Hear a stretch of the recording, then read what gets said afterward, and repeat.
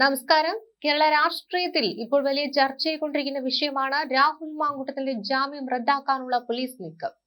2026 ഫെബ്രുവരി 27 കോടതി അപേക്ഷ പരിഗണിക്കുവാൻ പോവുകയാണ്. രാഹുൽ പരാതിക്കാരിയെ ഫോണിൽ വിളിച്ച് സ്വാധീനിക്കുവാൻ ശ്രമിച്ചു എന്നാണ് പ്രോസിക്യൂഷൻ ആരോപിക്കുന്നത്. എന്നാൽ വെറുമൊരു ഫോൺ കോളിന്റെ പേരിൽ ഒരാൾക്ക് കോടതി നൽകിയ ജാമ്യം റദ്ദാക്കാൻ കഴിയുമോ? നമുക്കറിയാം, രാഹുൽ മാങ്കൂട്ടത്തിനെതിരെ നിലവിൽ 3 ലൈംഗികാതിക്രമ കേസുകളാണുള്ളത്. ഇതിൽ രണ്ടാമത്തെ കേസിലെ അതിജീവിതയാണ് ഇപ്പോൾ പരാതിക്കുമായി രംഗത്തെത്തിയിരിക്കുന്നത്. ബംഗളൂരുവിൽ ജോലി ചെയ്യുന്ന ഈ യുവതി പറയുന്നത് രാഹുൽ തന്നെ വാട്സ്ആപ്പ് കോളിലൂടെ ബന്ധപ്പെടുവാൻ ശ്രമിച്ചുവെന്നാണ്. ജാമ്യം അനുവദിച്ചപ്പോൾ കോടതി വെച്ച പ്രധാന നിബന്ധന പരാതിക്കാരിയെ നേരിട്ടോ അല്ലാതെയോ ബന്ധപ്പെടുവാൻ ശ്രമിക്കരുത് എന്നതായിരുന്നു. ഈ നിബന്ധന ലംഘിച്ചുവെന്ന് കാണിച്ചുകൊണ്ടാണ് പബ്ലിക് പ്രോസിക്യൂട്ടർ കല്ലമ്പള്ളി മനു കോടതിയിൽ അപേക്ഷ നൽകിയിരിക്കുന്നത്. ഇവിടെ നമ്മൾ ഗൗരവമായി ചിന്തിക്കേണ്ട ചില കാര്യങ്ങളുണ്ട്. ഈ ഒരു കേസിൽ രജിസ്റ്റർ ചെയ്തിരിക്കുന്നത് സംഭവം നടന്ന ഏകദേശം 2 വർഷത്തിനു ശേഷമാണ്. അതായത് ഒരു ഡിലൈഡ് എഫ്ഐആർ. പുതിയ നിയമമായ ഭാരതീയ ന്യായ സംഹിത പ്രകാരം വൈകി വരുന്ന പരാതികളെ കോടതി വളരെ സൂക്ഷ്മതയോടെയാണ് കാണുന്നത്. എന്തുകൊണ്ടാണ് ഇത്രയും കാലതാമസം ഉണ്ടായതെന്ന് അന്വേഷണ ഉദ്യോഗസ്ഥനെ ബോധ്യപ്പെടുത്തുവാൻ പ്രോസിക്യൂഷന് ഒരു വലിയ ബാധ്യതയുണ്ട്. ഈ ലാഗ് കാരണം തന്നെ കേസ് നിലനിൽക്കുമോ എന്ന കാര്യത്തിൽ കോടതിക്ക് തന്നെ സംശയങ്ങളുണ്ടായിരുന്നു. അതുകൊണ്ടാണ് ഇത്തരത്തിൽ രാഹുലിന് 3 കേസുകളിലും ജാമ്യം ലഭിച്ചത്. ഇനി പ്രധാന ചോദ്യത്തിലേക്ക് വരാം. ഒരു ഫോൺ കോൾ പോയി എന്നതുകൊണ്ട് മാത്രം ജാമ്യം റദ്ദാക്കുമോ? ഒരിക്കലുമില്ല. നിയമപരമായി ഇതിൽ ചില കാര്യങ്ങൾ തെളിയിക്കപ്പെടേണ്ടതുണ്ട്. ആരെ വിളിച്ചു? രാഹുൽ അങ്ങോട്ട് വിളിച്ചതാണോ അതോ അബദ്ധത്തിൽ സംഭവിച്ചതാണോ? ഇനി ഈ കോൾ വിളിയുടെ ഉദ്ദേശം എന്താണ്? അതിൽ ഭീഷണിയുണ്ടോ? സ്വാധീനിക്കാൻ ശ്രമിച്ചോ? വാഗ്ദാനങ്ങൾ നൽകിയോ?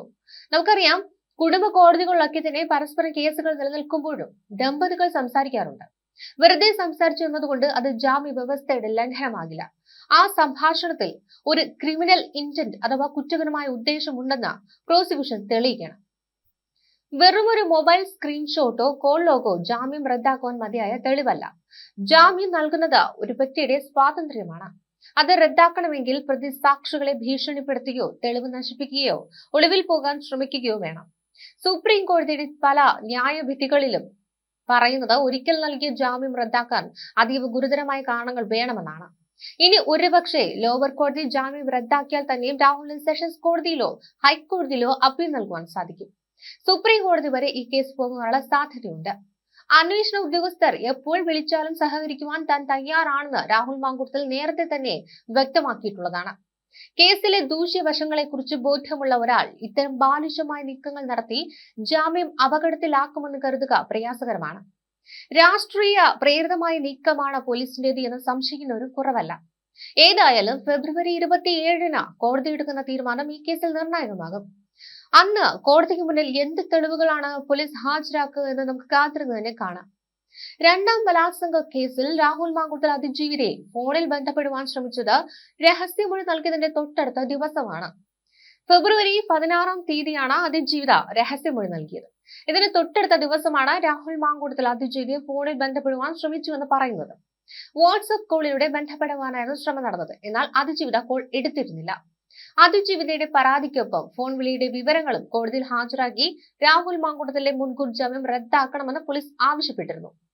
രാഹുൽ മാങ്കൂട്ടത്തിൽ ഫോണിൽ ബന്ധപ്പെടുവാൻ ശ്രമിച്ചുവെന്ന് കാണിച്ച് അതിജീവിത പ്രത്യേക അന്വേഷണ സംഘത്തിന് പരാതി നൽകുകയായിരുന്നു.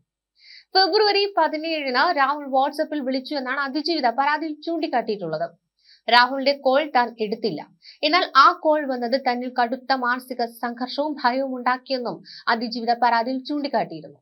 അതിജീവിതയുടെ പരാതി ലഭിച്ചതിന് പിന്നാലെ രാഹുലിന്റെ ജാമ്യം റദ്ദാക്കണമെന്ന് ആവശ്യപ്പെട്ട പ്രത്യേക അന്വേഷണ സംഘം Thiruvananthapuram judicial first class magistrate കോടതിയിൽ അപേക്ഷ സമർപ്പിക്കുകയായിരുന്നു. അതിജീവിതയെ ബന്ധപ്പെടുവാൻ ശ്രമിക്കരുതെന്ന ജാമ്യ വ്യവസ്ഥ ഉണ്ട്. ഇത് ലംഘിച്ചു എന്നാണ് പ്രത്യേക അന്വേഷണ സംഘം ചൂണ്ടിക്കാട്ടിയിരിക്കുന്നത്. പോലീസിന്റെ അപേക്ഷ പരിഗണിച്ച കോടതി രാഹുൽ മാങ്കൂട്ടൽ കോടതിയിൽ നേരിട്ട് ഹാജരാകണമെന്നും ആവശ്യപ്പെടുകയായിരുന്നു. ഈ മാസം 27 ഹാജരാകാനാണ് കോടതി നിർദ്ദേശിച്ചിട്ടുള്ളത്. അനുവദിച്ച മുൻകൂർ ജാമ്യം റദ്ദാക്കാതിരിക്കുന്നതിന് കാരണമുണ്ടെങ്കിൽ ബോധ്യപ്പെടുത്തണമെന്ന് കോടതി പറഞ്ഞിട്ടുമുണ്ട്. Judicial first class magistrate Tania Mariam Jose ആയിരുന്നു ഈ കേസ് പരിഗണിച്ചത്. ഉപാധി ലംഘിച്ചെന്ന് കണ്ടെത്തിയാൽ രാഹുൽ മാങ്കൂട്ടലിന് മുൻകൂർ ജാമ്യം കോടതി റദ്ദാക്കും. രണ്ടാം ബലാത്സംഗ കേസിൽ ഡിസംബർ 10 രാഹുൽ മാങ്കൂട്ടലിന് മുൻകൂർ ജാമ്യം ലഭിച്ചത്. ബംഗളൂരു സ്വദേശിനിയായ 23-കാരിയായിരുന്നു രാഹുലിനെതിരെ പരാതിയുമായി രംഗത്തെത്തിയത്. ലോക്സഭാ പ്രതിപക്ഷ നേതാവ് രാഹുൽ ഗാന്ധി, KPCC അധ്യക്ഷൻ സണ്ണി ജോസഫ് അടക്കമുള്ളവർക്കാണ് യുവതി പരാതി നൽകിയിട്ടുള്ളത്. കോൺഗ്രസിന് ലഭിച്ച പരാതി പോലീസിന് കൈമാറുകയായിരുന്നു. രാഹുൽ മാങ്കുടത്തിനെതിരെ ഗുരുതരമായ ആരോപണങ്ങളായിരുന്നു യുവതിയുടെ പരാതിയിൽ ഉണ്ടായിരുന്നത്. താൻ നേരിട്ടത് ക്രൂരമായ ലൈംഗികാതിക്രമമാണെന്ന് യുവതി പറഞ്ഞിരുന്നു. വിവാഹ വാഗ്ദാനം നൽകിയായിരുന്നു പീഡനം. ശരീരമാകെ മുറിവേൽപ്പിച്ചുകൊണ്ടുള്ള ലൈംഗികാതിക്രമമാണ് രാഹുൽ മാങ്കുട്ടത്തിൽ നടത്തിയതെന്നും യുവതി പറഞ്ഞിട്ടുണ്ട്. തന്റെ ടെലഗ്രാം നമ്പർ സംഘടിപ്പിച്ച ശേഷമായിരുന്നു രാഹുൽ മാങ്കുട്ടത്തിൽ താനുമായി അടുപ്പം സ്ഥാപിച്ചതെന്നും അതിജീവിത ഈ പരാതിയിൽ ചൂണ്ടിക്കാട്ടുന്നു. തുടർന്ന് വിവാഹ വാഗ്ദാനം നൽകി. അവധിക്ക് നാട്ടിലെത്തി തന്നെ ഭാവി കാര്യങ്ങൾ സംസാരിക്കാനുണ്ടെന്ന് പറഞ്ഞ രാഹുലിന്റെ സുഹൃത്ത് 29 ആൻഡ് കാറിൽ ഒരു ഹോം സ്റ്റേയിൽ എത്തിച്ചു. അവിടെ വെച്ച് തന്റെ എതിർപ്പ് അവഗണിച്ച് ക്രൂരമായി ബലാത്സംഗം ചെയ്തു. ബലാത്സംഗത്തിനിടെ "I want to rape you" എന്ന് രാഹുൽ ആവർത്തിച്ചു. കരഞ്ഞു കാല് പിടിച്ചിട്ടും ഉപദ്രവം തുടർന്നു. ഇതിനിടെ തനിക്ക് പാനിക് അറ്റാക്കും ശ്വാസമുട്ടലും ഉണ്ടായി. എന്നിട്ടും രാഹുൽ പിന്മാറിയില്ല. അതിക്രമത്തിന് ശേഷം തന്നെ വിവാഹം കഴിക്കാനാകില്ല എന്ന് രാഹുൽ പറഞ്ഞു. ഇതോടെ മാനസികമായും ശാരീരികമായും താൻ തകർന്നുവെന്നും അതിജീവിത പരാതിയിൽ വ്യക്തമാക്കുന്നുണ്ട്. ഒരുപക്ഷെ കോടതി രാഹുൽ മാങ്കൂട്ടത്തിന്റെ ജാമ്യം റദ്ദാക്കിയാൽ എന്തായിരിക്കും സംഭവിക്കുക? കോടതി ജാമ്യം റദ്ദാക്കിയാൽ അന്വേഷണ ഉദ്യോഗസ്ഥർക്ക് രാഹുലിനെ വീണ്ടും കസ്റ്റഡിയിലെടുക്കുവാൻ സാധിക്കും. സാധാരണഗതിയിൽ ഇത്തരമൊരു ഉത്തരവ് വന്നാൽ പ്രതിക്ക് ഉയർന്ന കോടതികളെ സമീപിക്കുവാൻ സമയം നൽകാറുണ്ട്. എന്നാൽ പോലീസ് വളരെ വേഗത്തിൽ നീങ്ങിയാൽ രാഹുൽ വീണ്ടും അഴിക്കുള്ളിലാകുവാനുള്ള സാധ്യത തള്ളിക്കളയാനാകില്ല. ഇത് അദ്ദേഹത്തിന്റെ MLA എന്ന നിലയിലുള്ള പ്രവർത്തനങ്ങളെ ബാധിച്ചേക്കാം. യൂത്ത് കോൺഗ്രസ് അധ്യക്ഷ സ്ഥാനത്തു നിന്നും പാർട്ടിയിൽ നിന്ന് പുറത്താക്കപ്പെട്ട രാഹുലിന് MLA സ്ഥാനം നിലനിർത്തുക എന്നത് തന്റെ രാഷ്ട്രീയ നിലനിൽപ്പിന് അത്യാവശ്യമാണ്. ഈ കേസുകളിൽ ശിക്ഷിക്കപ്പെടുകയോ ജാമ്യം റദ്ദാക്കപ്പെടുകയോ ചെയ്യുന്നത് രാഹുലിനെ പിന്തുണയ്ക്കുന്ന അണികൾക്കിടയിലും വലിയ നിരാശയുണ്ടാക്കും. പ്രത്യേകിച്ചും പാലക്കാട് ഉപതെരഞ്ഞെടുപ്പിൽ മികച്ച വിജയം നേടിയ ഒരാൾക്ക് ഇത്തരം ക്രിമിനൽ കേസുകൾ വലിയൊരു കറയായി മാറും. രാഹുലിനെ അനുകൂലിക്കുന്നവർ പറയുന്നത് ഇതൊരു രാഷ്ട്രീയ വേട്ടയാടലെന്നാണ്.